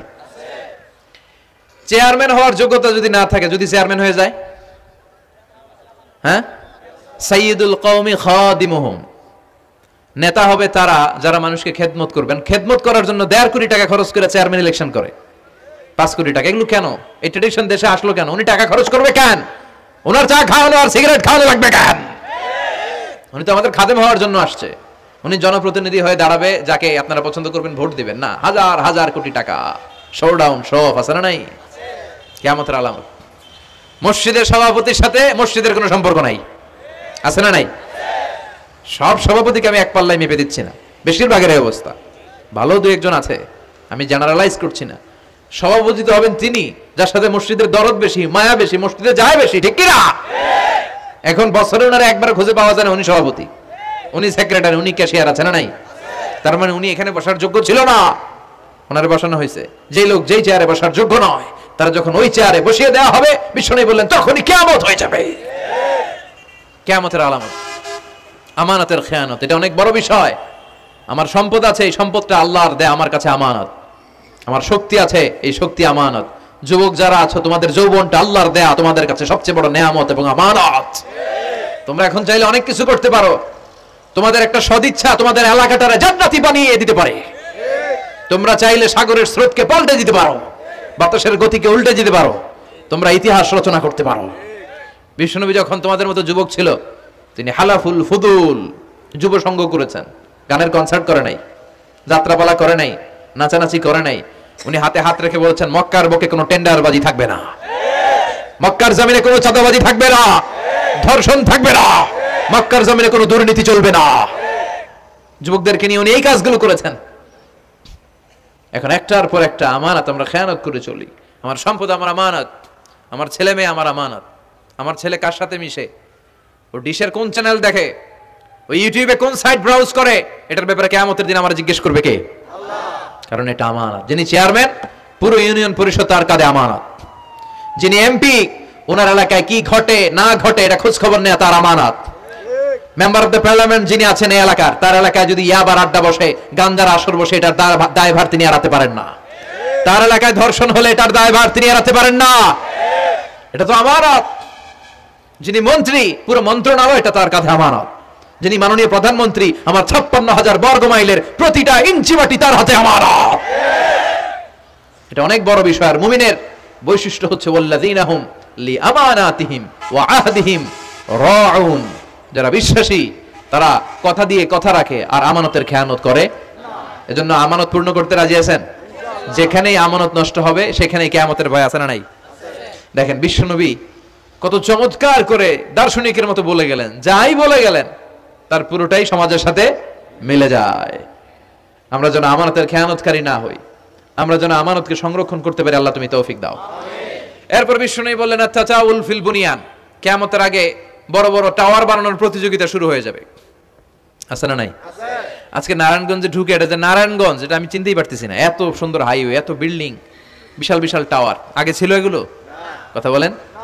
আরব বিশ্বে দেখবেন বুর্জ আল খলিফা, জমজম টাওয়ার, এই টাওয়ার ওই টাওয়ার, একটার পর একটা টাওয়ার। বিশ্বনবী বললেন কাবার পাশে যে পাহাড়গুলো আছে, শুনতেছেন? মনোযোগ আছে? কষ্ট হচ্ছে না তো? কাবার পাশে যে পাহাড়গুলো আছে, কাবার পাশের টাওয়ারের উচ্চতা যদি পাহাড়ের চেয়ে উঁচু হয়ে যায়, ফাআলাম ফাইন্নাল আমরা কদ আযাল্লাক, জেনে রাখো কিয়ামত বেশি দূরে নাই, কিয়ামতের ছায়া তোমার উপরে ছায়া দিচ্ছে। এখন মক্কা শহরের পাহাড়ের চেয়ে হাইট বেশি এরকম বিল্ডিং আছে না নাই? কাবা ঘরের পাশেই তো একটা আছে, জমজম টাওয়ার, 120 তলা উঁচু। দি মক্কার ক্লক টাওয়ার 120 তলা, বিশাল বড় ঘড়ি লাগানো, এগুলো সব কিয়ামতের আলামত। ওর 5 তলা, আমার লাগবে 10 তলা। ওর 2টা গাড়ি আছে, আমার লাগবে 4টা গাড়ি। ও তাহাজ্জুদ পরে আমারও যে পড়তে হবে ওই টেনশন নাই। ওর মেয়ে হেজাব পরে, আমার মেয়েটারও হেজাব পড়াবো ওই চিন্তা নাই। ওর ছেলে নামাজে যায়, আমার গাঞ্জা খট্টারও নামাজি বানাবে এই টেনশন করে না। খালি সম্পদ কেমনে বাড়াবে, দুনিয়াবি চিন্তা। এই পৃথিবীটা একটা ধোঁকা। ভুইগরের ভাইরা, এই পৃথিবীটা একটা ধোঁকা। একটু থামেন, sit down and think about death. মৃত্যু সম্পর্কে ভাবেন। The most certain thing in our life is death. আমাদের জীবনের সবচেয়ে সুনির্দিষ্ট নিশ্চিত বিষয়টা হচ্ছে মরণ। মরা লাগবেই, চলে যেতে হবে, ঠিক কিনা? কিন্তু এই দুনিয়ার মায়াজালে আটকে পড়ে আমরা আখিরাতকে, মৃত্যুকে বেমালুম ভুলতে বসেছি। বিশ্বনবী বললেন কিয়ামতের আগে মানুষের এই টেন্ডেন্সি হবে, মানুষ বড় বড় ইয়াতাতাওয়ালুনা feel বুনিয়ান, people will start to compete constructing high rises building in the cities. সমাজে বড় বড় টাওয়ার বানানো শুরু করে দেবে। এটা আছে না নাই? এরপর বিশ্বনবী বললেন যুহুরুন নিসা আল কাসিয়াত আল আরিয়াত আল মাইলাত আল মুমিলাত, কিয়ামতের আগে পোশাক পরিহিতা নেকেড উলঙ্গ নারীদের সংখ্যা বেড়ে যাবে। ভুইগরে মাশাআল্লাহ সব পর্দা মেইনটেইন করে, আশা করি। হ্যাঁ, স্থানীয়রা পর্দা করে, আলহামদুলিল্লাহ, আল্লাহ তুমি কবুল করো। কিন্তু গোটা বাংলাদেশের দৃশ্য কি ভুইগরের মতো? না, ভয়ঙ্কর। বিশ্বনবী বললেন কাসিয়াত আল আরিয়াত আল মাইলাত আল মুমিলাত, পোশাক পরিহিতা উলঙ্গিনী, মানে বোরকাও পড়বে, বোরকাওয়ালি। তিনি বোরকা পড়েন কিন্তু টাইট ফিটিং বোরকা, আছে না নাই? তো এতে আপনি, আমার মায়েরা, আমার বোনেরা, আমি আপনাদেরকে সবসময় সম্মান দিয়ে কথা বলার চেষ্টা করি, একটু বোঝেন। এই যে আপনি টাইট ফিটিং এর বোরকাটা পরলেন, এতে লাভটা হলো কি? আপনার দেহের উঁচু নিচু ভাঁজ টের পাওয়া যায়, আপনার সৌন্দর্য প্রকাশ পেয়ে যায়। হেজাব আল্লাহ এমনি এমনি দেয় নাই, যার সম্মান বেশি ওটার প্যাকেট বেশি। কথা কন। ডায়মন্ডের আংটি ওই রাস্তার মধ্যে বিক্রি করে না? স্বর্ণের আংটি না, ওইটা স্পেশাল মার্কেটে বিক্রি করে। কোন মার্কেটের সামনে পুলিশ রাইফেল নিয়ে দাঁড়ায় থাকে না, কিন্তু স্বর্ণ মার্কেটের সামনে রাইফেল আছে না নাই? ভিতরে স্পেশাল সিকিউরিটি আছে না নাই? গ্লাস ফিটিং করা, ওইখানে সিকিউরিটি আলাদা, স্পেশাল লকার আছে না নাই? কারণ এটার দাম বেশি, তাই এটার পর্দা বেশি, প্যাকেট বেশি। সুবহানাল্লাহ পড়েন। নারীদেরকে তো ইসলাম মর্যাদা দিয়েছে। বিষ্ণু বলেছেন না, দুনিয়া কুল্লুহা মাতা ও খায়রু মাতা'আদ দুনিয়াল মারআতুস সালিহা। দুনিয়ার সব হলো সম্পদ, আর এই সব সম্পদের মধ্যে সবচেয়ে দামি সম্পদ হচ্ছে নেককার নারী। এদের পেটগুলা খনি। এই নেককার নারীগুলো যদি হিজাব মেইনটেইন করে, এই পেটগুলো থেকে আল্লাহওয়ালা বেরোবে, নাজমুস সাকিব বেরোবে, কারি আহমদ বিন ইউসুফ আল আজহারি বেরোবে, বড় বড় মুফাসসিরে কোরআন বেরোবে। আর যদি হিজাব না করে, জি বাংলা স্টার জলসা নিয়ে মশগুল হয়ে থাকে, হ্যাঁ, টেন্ডারবাজ, চাঁদাবাজ, ডাকাত, এগুলো বেরোবে। ওজনে কম দিবে, খাদ্যে ভেজাল দিবে, মাছে ফরমালিন দিবে, গাঞ্জার টাকার জন্য লাথি মেরে মারে ঘর থেকে বের করে দিবে। এজন্য নারীরা, আমার বোনেরা, আপনারা অনেক সম্মানিতা। নিজেদের সম্মান সম্পর্কে সচেতন হন। এই হিজাব আপনার অধিকার। এই হিজাব নারীর অহংকার। হিজাব নারীর আভিজাত্যের প্রতীক। হিজাব নারীর রুচির প্রতীক। আপনার রুচিটা কেমন আপনার পোশাক দেখে বোঝা যায়। কথা কন। যে মেয়েটা হিপ হপ স্টাইলে চলাফেরা করে, গ্যাংনং স্টাইলে, এই মেয়েটারে ইফটিজিং করার সুযোগ আছে না নাই? কিন্তু যে হিজাব মেইনটেইন করে যেই নারীরা চলে, এদেরকে দেখলেই একটা সম্মান চলে আসে। কি ভুল বললাম? একটা সম্মান আসে না? আপনাদের সম্মানটা আপনারা রাখবেন। বিষ্ণু বললেন, যুহুরুন নিসাল কাসিয়াতাল আরিয়াতাল মাইলাতাল মুমিলাত। কিয়ামতের আগে পোশাক পরিহিতা উলঙ্গিনী নারী বেরোবে। লা ইয়াজিদনা রিহাহা লা ইয়াদখুলনাল জান্নাতা ওয়া লা ইয়াজিদনা রিহাহা। এই নারীগুলো জান্নাতে তো প্রবেশ করবেই না, জান্নাতের ঘ্রাণও নাকে লাগবে না। ওয়া ইন্না রিহাহা তুজাদু মিন মাসিরাতি 500 সানা। আর জান্নাতের ঘ্রাণ 500 বছর দূরের রাস্তা থেকেও টের পাওয়া যায়। খেয়াল করে বুঝেন, এখান থেকে জান্নাতে পৌঁছতে আরো 500 বছরের রাস্তা। কয় বছরের? এত দূরে থাকতেই জান্নাতের সুবাতাস এসে আপনার নাকে ধাক্কা লাগবে। সুবহানাল্লাহ পড়বেন না? এই নারীগুলো জান্নাতে যাবে না, জান্নাতের ঘ্রাণও পাবে না। এজন্য বাবা যারা এসেছেন, সচেতন হন। আপনার মেয়ে চাইলেই যে কোনো ড্রেস আপনি তাকে কিনে দিতে পারেন না। মায়েরা যারা আমার কথা শুনছেন, আপনার মেয়ে আবদার করবে, সে তো ছোট, সে কি বুঝে। কিন্তু দেখবেন অনেক বিয়ের অনুষ্ঠানে আমি দেখেছি, মায়ের বয়স হচ্ছে 60, মায়ের হাত মোজা, পা মোজা, বোরকা লাগাইছে 2টা, পাশে ষোড়শী, অষ্টাদশী, তন্নি, সুন্দরী, সুস্নিগ্ধা এক মেয়ে, বয়স মাত্র 18। ওর বুকে অন্যা নাই, ওটা গলায় শোভা পাচ্ছে। এই 60 বছরের বুড়া মহিলার দিকে কেউ তাকাবে? ওনার তো ডেট এক্সপায়ার্ড। Date expired. ওনার সৌন্দর্য যা ছিল সব শেষ। তার দিকে তাকাবে না। তার উঠতি বয়সের তরুণ মেয়েটার দিকে অনেকে তাকাবে, কারণ এটা জেনেটিক্যাল একটা ইস্যু। একটা পুরুষ একটা নারীর দিকে জেনেটিক্যালি আকৃষ্ট হবে, এটাই স্বাভাবিক, ঠিক কি না? এজন্য আপনার হাত মোজা, পা মোজা আপনার দরকার ছিল না। আপনি পাতলা কাপড় বললেও সমস্যা নাই। কথা কন। হাত মোজা, পা মোজা দরকার ছিল আপনার যুবতী মেয়েটার হাতে, যুবতী মেয়েটার পায়ে। এজন্য আপনারা আপনাদের সম্মানকে বুঝবেন। যারা নারী স্বাধীনতার কথা বলে, নারী আন্দোলনের কথা বলে, এরা নারীদেরকে ঠকায়। এরা নারীদেরকে বিজ্ঞাপনের বিলবোর্ডে নগ্ন করে উপস্থাপন করে। রাস্তা দিয়ে হাঁটি, চোখ খুলতে পারি না। আমার মায়েরা, এরা আমার দেশের মেয়ে, এরা এই 56,000 বর্গমাইলের মেয়ে। এই মেয়েগুলোকে উলঙ্গভাবে হাফ নেকেড করে এই সিনেমা হলগুলোর পোস্টারগুলো যে দেওয়া হয়েছে, এতে সম্মান বেড়েছে না কমেছে? ওদিকে চোখ তুলে তাকানো যায়? এজন্য নারী স্বাধীনতার কথা যারা বলে, এদের কথায় ফাঁদে পা দিবেন না। এরা আপনাদের সম্মান বাড়াতে চায় না, এরা আপনাদেরকে বিলবোর্ডে উঠাতে চায়, আপনাদেরকে উলঙ্গ করে রূপালী পর্দায় উঠাতে চায়, টিভির পর্দায় আপনাদেরকে নেকেড করে উপস্থাপন করতে চায়।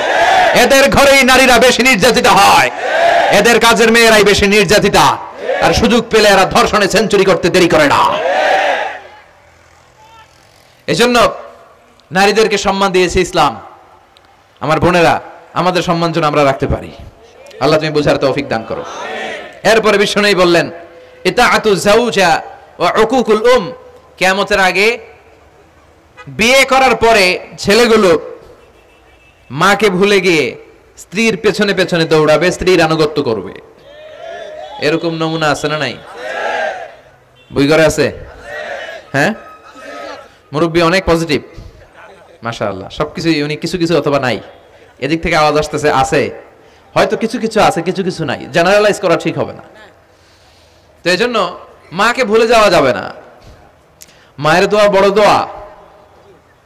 মায়ের দোয়া সবার আগে কবুল। বুলেট মারলে বুলেট মিস হয়, মায়ের দোয়া মিস হয়? খবরদার। স্ত্রী চলে গেলে নতুন স্ত্রী পাওয়া যায়, মা মরে গেলে মা পাওয়া যায়? তাই বলে আমি বলছি না আপনার স্ত্রীকে ডিভোর্স দেন না, বুঝান, মাকেও বুঝান, স্ত্রীকেও বুঝান, বুঝানোর চেষ্টা করেন। সমাজের এখন সবচেয়ে বড় সমস্যাটা হচ্ছে শাশুড়িরা চায় আমি ডমিনেট করব, আমার এতদিনের গড়া সংসার। বউ এসে কয় না আমি আইছি মাগার আমি সব খায় হলাম, আছে না নাই? এই যে সবাই ডমিনেট করতে চায়, এটা সমস্যা। সমাধানটা কি? সমাধানটা হচ্ছে আমাদের শাশুড়ি যারা আছে সমাজের, তাদের উচিত বৌমাটারে নিজের মেয়ের মতো মনে করা। নিজের মেয়ের যেখানে বিয়ে দিছে ওইখানে কিন্তু খুব খোঁজ নেয়, মা তোর কি অবস্থা, তোর কষ্ট হইলো কিনা, ইত্যাদি ইত্যাদি। কিন্তু ছেলের বউ করে যারা আনছে এর দিয়ে ইচ্ছে মতো কাজ করা, এরকম টাকা আছে না নাই? ডাবল স্ট্যান্ডার্ড, এটা ঠিক না। আর বৌমা যারা আছেন, ঘরের বৌমা, এরা শাশুড়িকে একটু মায়ের মতো মনে করেন না, কারণ একদিন আপনিও শাশুড়ি হতে চলেছেন, একদিন আপনিও শাশুড়ি হবেন। রং ধরা যৌবন জং ধরে শেষ, আপনারও ছেলে হবে, এই ছেলের বিয়ে করাতে হবে, এই ছেলের বউ এসে আপনার ঘরে তাই করবে আপনি আপনার শাশুড়ির সাথে যা যা করেছেন। এই ছোট্ট হিসাবটা বুঝতে চায় না। শাশুড়ির উচিত বৌমাকে নিজের নিজের মেয়ের মতো করে আদর করা, যত্ন করা, আর বৌমাদের উচিত শাশুড়িকে মায়ের মতো সেবা করা। এই মিউচুয়াল আন্ডারস্ট্যান্ডিংটা থাকলে কোনো ঘরে আর ঝগড়া হবে? শাশুড়ি বৌমা, আল্লাহ সবাই তুমি কবুল করো। তো কিয়ামতের আগে মারে ভুলে যাবে, মাকে ভুলে গিয়ে স্ত্রীর পেছনে পেছনে দৌড়াবে। খবরদার, খবরদার। আপনি নামাজি হতে পারেন, মুসল্লি হতে পারেন, হাজী সাহেব হতে পারেন, কিন্তু মা যদি বদদোয়া দেয় আপনার সব শেষ, দুনিয়াও শেষ, আখিরাতও শেষ। মায়ের মর্যাদা বাবার চেয়ে 3 গুণ বেশি। হামালাতহু উম্মুহু, কারণ বাবা পেটে ধরে নাই, পেটে ধরছে কে? ওয়াহানান আলা ওয়াহান, 8 মাস 10 মাস এই বোঝাটা বাবা বহন করে নাই, করলো কে? ফিসালুহু ফি আমাইন, 2 বছর বাবা দুধ খাওয়ায়নি, দুধ খাওয়ালো কে? মায়ের এক ধার দুধের দাম কাটিয়া গায়ের চাম, পাপস বানাইলেও ঋণের শোধ হবে না, এমন দরদি ভাবে কেউ হবে না আমার মাগো। ঠিক কিনা? লাউ কাতা'তা জিলদাক, আপনার গায়ের চামড়া কেটেও যদি মায়ের পায়ের জুতা বানিয়ে দেন, কি বানিয়ে দেন? কি দিয়ে? গায়ের চামড়া দিয়ে। এই যে 2 বছর যে দুধ খাইলাম, এই দুধের 1 ঢোক দুধের সুদটাও আদায় হবে না। এজন্য খবরদার, মাকে যেন আমরা ভুলে না যাই। মা দোয়া করতে দেরি, ওই দোয়া কবুল হতে। আমরা ছোটবেলায় যে কত কষ্ট দিয়েছি, সবচেয়ে বেশি কষ্ট যখন দিয়েছি মাকে, ওই স্মৃতিগুলো আমাদের মনে পড়ে না। আপনার বয়স যখন 1 বছর, আপনি স্মৃতি হাতরে এত দূর যেতে পারবেন? 1 বছর বয়সে কি কি কষ্ট দিয়েছিলেন মনে আছে? মানুষের বয়স যখন 2, 3, 4 হয়, 4-5 বছর বয়সে, তখন তার কথাগুলো খেয়াল থাকে। কিন্তু সবচেয়ে কষ্ট কিন্তু মাকে বাবাকে আমরা দিয়েছিলাম যখন আমাদের বয়স 1-2 বছর ছিল। আর মায়ের পেটের ভেতরে যখন ছিলাম তখনও কষ্ট দিয়েছি কি দেই নাই? এক একটা লাথি যখন মেরেছে আমার মা বেহুশ হয়ে যেত। আমাকে আপনাকে জন্ম দিতে যে আপনাদের মা কতটা কষ্ট করেছেন খেয়াল করে শুনেন। চিকিৎসা বিজ্ঞানীরা বলে একজন সুস্থ মানুষ 45 ইউনিট পেইন, মানে ব্যথা, একসাথে সহ্য করতে পারে। ব্যথার তীব্রতা, সিভিয়ারনেস যদি এর চেয়ে বেড়ে যায়, হয়তো লোকটা বেহুশ হয়ে যাবে, না হয় মরে যাবে। কিন্তু আমার আর আপনার মা আমাকে আর আপনাকে জন্ম দিতে যে ওই ডেলিভারি যখন দিয়েছিল, 57+, 57 ইউনিটেরও বেশি ব্যথা তিনি সহ্য করেছিলেন। যেটা কোনো অ্যাক্সিডেন্টে আমাদের দেহে প্রত্যেকের 206টা হাড্ডি, কোনো সড়ক দুর্ঘটনায় আপনার দেহের 20টা হাড্ডি একসাথে টাস টাস করে ভেঙে গেলে যত ব্যথা, তার চেয়েও বেশি ব্যথা। জন্য খবরদার, খবরদার, মাকে যেন আমরা ভুলে না যাই। মায়ের দোয়া যেন নেই। কখনো যদি মায়ের সাথে বেয়াদবি করে থাকি, আমরা যেন মাফ চেয়ে নেই। রাজি আছি তো যুবকেরা? রাজি আছি সবাই? আমরা সবাই মায়ের দোয়া নিব। মায়ের দোয়া ছাড়া কেউ জীবনে সফল হতে পারে? আহা, মা যার চলে গেছে তারা জানে মা না থাকার কি জ্বালা। হ্যাঁ, মায়ের কথা মনে পড়ে না? যখন রাত্রি নিঝুম, এই চোখে ঘুম, একলা শূন্য ঘরে, তোমায় মনে পড়ে মাগো, তোমায় মনে পড়ে, জানি তোমার দোয়া পেলে উঠব সকল বাধা ঠেলে, তোমার দোয়া সকল কাজে ঝরছে মাথায় পড়ে, তোমায় মনে পড়ে মাগো, তোমায় মনে পড়ে, যখন রাত্রি নিঝুম, এই চোখে ঘুম, একলা শূন্য ঘরে, তোমায় মনে পড়ে মাগো, তোমায় মনে পড়ে। ঠিক না? আমরা যারা মা হারা, বাবা হারা, আল্লাহর কাছে আমরা কামনা করি, আল্লাহ আমাদের বাবা মাকে তাদের কবরগুলোরে তুমি জান্নাতের টুকরা বানিয়ে দাও। তো বিশ্বনবী যেটা বললেন এটাও আমাদের সমাজে পাওয়া যাচ্ছে, ঠিক না?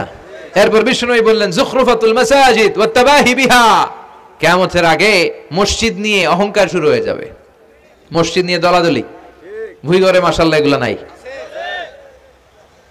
ওই মসজিদ টাইলসের মসজিদ, আমরা এসি লাগামো, ওইটাতে 3 তলা করছে আমরা 5 তলা করবো, ডিজাইন করব এগুলা, কিন্তু আমরাও যা নামাজ পড়বো এই চিন্তা নাই। কথা কোন? মসজিদের সৌন্দর্য হচ্ছে মুসল্লি দিয়ে, কি দিয়ে? কিন্তু আমাদের মসজিদগুলো মুসল্লি শূন্য। ফজরের সালাতে বেহাল দশা, কথা বলেন, জোহরের সালাতে বেহাল দশা, আসরের বেহাল দশা, মাগরিবে একটু বাড়ায় আসা আবার বেহাল দশা, কথা বলেন। এজন্য মসজিদে গিয়ে সালাত পড়তে হবে, মসজিদ নিয়ে বাড়াবাড়ি করা যাবে না, দলাদলি করা যাবে না। মসজিদকে আমরা এত ডিজাইন করি, এটাও নিষেধ। মসজিদের সামনের দেয়ালে ঘড়ি টড়ি লাইটিং ফাইটিং এগুলো যত কম দেয়া যায়, তাহলে দৃষ্টিটা ওইদিকে যাবে না। লাইট টাইট সবকিছু পেছনে হবে, যার ঘড়ি দেখা দরকার পেছন থেকে দেখে নিবে, সামনের জায়গাটা হবে ফ্রেশ। কিন্তু এরকম মসজিদ বাংলাদেশে খুঁজেই পাওয়া যায় না, কথা বলেন। বিশ্বনবীর মসজিদ ছিল, বুখারীর বর্ণনা, ওয়াকানা সাকফুল মসজিদে জারিদুন নাখাল, বিশ্বনবীর মসজিদে নববীর ছাদ ছিল খেজুর পাতা দিয়ে তৈরি, ডালা দিয়ে তৈরি ছাদ। আর মসজিদে নববীর ফ্লোর ছিল বালুর ফ্লোর, বৃষ্টি হলে কাদামাটি হয়ে যেত। বিশ্বনবীর সাহাবীরা বর্ণনা করেন, রাআইতু রাসূলুল্লাহ সাল্লাল্লাহু আলাইহি ওয়াসাল্লাম ইয়াসজুদু ফিল মাই ওয়াত-তিন, কাদামাটির উপরে বিশ্বনবী সিজদা দিচ্ছেন, নামাজ পড়ছেন। সালাম ফিরিয়ে বিশ্বনবী যখন সাহাবীদের দিকে মুখ ফিরিয়ে বসে তাসবিহ পড়তেন, সাহাবারা বর্ণনা করেন, রাআইতু আসারা তিনি ফি জাবহাতিহি, বিশ্বনবীর কপাল মোবারকে আমরা কাদার মাটি দেখতে পেয়েছি। আর আমাদের মসজিদে খালি টাইলস, কই তোরা ঢাকায় টাইলস, আমরা উজবেকিস্তান থেকে টাইলস নিয়ে আসুন, আছে না নাই? এজন্য মসজিদ দিয়ে যেন আমরা দলাদলি না করি, মসজিদটা যেন হেদায়েতের মার্কাজ বানায়। রাজি আছেন তো? বাচ্চাদেরকে মসজিদে যেতে দিবেন, আমি সব জায়গায় বলি। অনেক মুরব্বীরা আছে বাচ্চাদেরকে মসজিদে ঢুকতে দিতে চায় না, আছে না নাই? বাচ্চা ঢুকাইলে রেগে যায়, রেগে যান কেন? ওর বয়স হতো আপনি মসজিদের দিকে আসার খান নাই, মসজিদের দিকে উল্টায় পরে আসারও তো খান নাই, ও আসতে যাচ্ছে, আসতে দেন। বাচ্চারা মসজিদে আওয়াজ করবে, এতে কোনো সমস্যা নাই, বাচ্চারাই তো আওয়াজ করবে, আপনি করবেন? বাচ্চারা লাফালাফি করলে ভালো লাগে, 80 বছরের বুড়া মানুষ লাফ দিলে ভালো লাগবে? কথা কন, বিশ্রী দেখা যাবে। বাচ্চারা এরকম লাফালাফি করবে।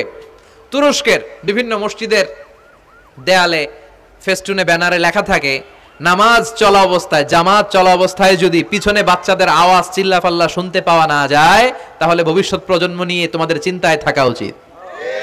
পিছনে বাচ্চাদের আওয়াজ নাই, তার মানে আমার নাতিপুতি, আমার ছেলেমেয়েরা তো নামাজি হচ্ছে না। আর তারাবি নামাজ পড়তেছে, পিছনে চিল্লায় ফাটায় ফেলাইতেছে, তার মানে ইনশাআল্লাহ ভবিষ্যতে নাতিপুতিরা সবগুলা মুসল্লি হবে। কথা বলেন, বুঝায় দিবেন যে বাবারা দুষ্টামি করিস না, কিছুক্ষণ থামবে আবার শুরু করবে। এটাই বাচ্চাদের সৌন্দর্য, এটা বাচ্চারা করলেই মানায়। বাচ্চাদেরকে যেন আমরা মসজিদে নিয়ে যাই। রাজি আছেন তো? আল্লাহ বুঝার তৌফিক দান করো। বিশ্বনবী বললেন, ইয়াতাকারাবুজ জামান তাতাকারাবুল আসওয়াক, কিয়ামতের আগে ইয়াতাকারাবুজ জামান, সময়ের বরকত কমে যাবে। 1 বছর মনে হবে 1 মাস, 1 মাস মনে হবে 1 সপ্তাহ, 1 সপ্তাহকে মনে হবে 1 দিন। এই যে 4 বছর ধরে এখানে তাফসীর হয়, তাই না? কথা কন, গত বছর আসছিলেন কারা কারা? হাত তোলেন। আসছে তো কম না, ভালোই আসছিল, হাত নামান। এই যে গত বছর ওয়াজ শুনে গেলেন, এই বছর আবার আসলেন, আপনাদের কি মনে হয় যে 1 বছর চলে গেছে? মনে হয় যে অল্প কয়েক মাসের ব্যবধানে এই বছরটা ঘুরে যেন আবার চলে আসলো, এরকম মনে হয় না? বরকত উঠে নিচ্ছে কে? কথা বলেন। এরপর খাবারের স্বাদ উঠায় নিচ্ছে কে? আগে খাবারের যে স্বাদ ছিল এখন এটা আছে? আগে ইলিশ মাছ রান্না করলে যে ঘ্রাণ হতো, এখন এই ঘ্রাণ পাওয়া যায়? আগে শোল মাছের ঝোল রান্না করলে যে স্বাদ হতো, আগে চিংড়ি মাছ রান্না করলে যে স্বাদ লাগতো, এখন এই স্বাদ পাওয়া যায়? সব তুলে নিল কে? দেখেন বিশ্বনবী যা যা বললেন তার প্রমাণ সমাজে আসছে না নাই? শুনতেছেন না কষ্ট হচ্ছে? আর 2-1টা আলামত শুনবেন, শেষ করে দেই, শুনবেন আর কয়েক মিনিট। বিশ্বনবী বললেন, তাসলিমুল খাসা, কিয়ামতের আগে লোকজন শুধু পরিচিতদেরকে সালাম দিবে, অপরিচিতদেরকে সালাম দিতে চাইবে না। এরকম আছে না নাই? এই মুরব্বী চাচারে চিনি, চাচা আসসালামু আলাইকুম, চিনি আসসালামু আলাইকুম, ওদিকে চিনি আসসালামু আলাইকুম, কিন্তু অন্য একটা এলাকায় গেছি, ওখানে কাউরে চিনি না, সালামও দেই না। বাসে উঠছেন, কাউরে চিনেন না, সালাম দেন না, এরকম আছে না নাই? তো সালাম কি যাদেরকে চিনেন এদের জন্য? কথা কন, আলা মান আরাফতা ওমান লাম তারিফ, যাকে চিনো সালাম দাও, যাকে চিনো না তাকেও দাও। আল বাদিউ বিস সালাম, বিশ্বনবী বলেন আগে আগে দাও। আল বাদিউ বিস সালাম বারিউম মিনাল কিবর, আগে আগে যে সালাম দেয় তার হৃদয় থেকে অহংকার মুক্ত করে দেয় কে? আল্লাহ। অহংকার মুক্ত হওয়ার দরকার আছে না নাই? যার হৃদয়ে যাররা পরিমাণ অহংকার থাকবে সে জান্নাতে প্রবেশ করতে পারবে? কথা বলেন। এজন্য আমরা আগে আগে সালাম দেব। ভুইগরের ভাইয়েরা ছোটরা বড়দেরকে দিব, বড়রা ছোটদেরকে দিব, হাজব্যান্ড ওয়াইফকে দিব, ওয়াইফ হাজব্যান্ডকে দিব। রাজি আছেন তো? আজকে যারা স্বামী যারা আসছেন বাড়িতে যেই ভাবির আগে সালাম দিবেন। রাজি আছেন? কথা কয় না, আওয়াজ ছোট হয়ে গেছে। পারা যাবে? আপনি আগে সালাম দিবেন, এটা দেখে আপনার স্ত্রী লজ্জা পেয়ে আপনার আগে দিবে, এগুলো দেখে বাচ্চারা সালাম শিখে ফেলবে। সুবহানাল্লাহ কইবেন না? আমরা কি চাই না আমাদের ফ্যামিলিগুলো এরকম সুন্দর হোক? আমরা কি চাই না আমাদের ফ্যামিলিগুলো জান্নাতি হোক? এরপরে বিশ্বনবী বললেন খুতাবুকুম তাবিলা সালাওয়াতুকুম কাসীরা, কিয়ামতের আগে খুতবাগুলো লম্বা হবে আর সালাতগুলো খাটো হয়ে যাবে। এই যে বক্তব্য লম্বা, নামাজ হয়ে যায় খাটো, আছে না নাই? হুজুর ওয়াজ করেন, ওয়াজ টেস্ট লাগে, নামাজ টেস্ট লাগে না, আছে না নাই? এশার নামাজে পড়ে না, ফজর নামাজে পড়ে না, রাত 2টা পর্যন্ত ওয়াজ শুনে, আছে না নাই? এরকম করা যাবে না, নামাজ কামাই করা যাবে না। সবার আগে হবে নামাজের হিসাব। নামাজের হিসাব ঠিক তো আপনার পুরো আমলনামা ঠিক। নামাজে ভেজাল তো সব জায়গায় ভেজাল। প্রথম হিসাব নেওয়া হবে এই সালাতের, খবরদার। এরপরে বিশ্বনবী বললেন লা ইউকসামুল মিরাস আলা ওয়াজহিন সাহিহ। বিশ্বনবীর হাদিস থেকে এরকম বর্ণনা পাওয়া যায়, এর মাফহুম হচ্ছে লা ইউকসামুল মিরাস আলা ওয়াজহিন সাহিহ, সহিহ পদ্ধতিতে মিরাজ বণ্টিত হবে না।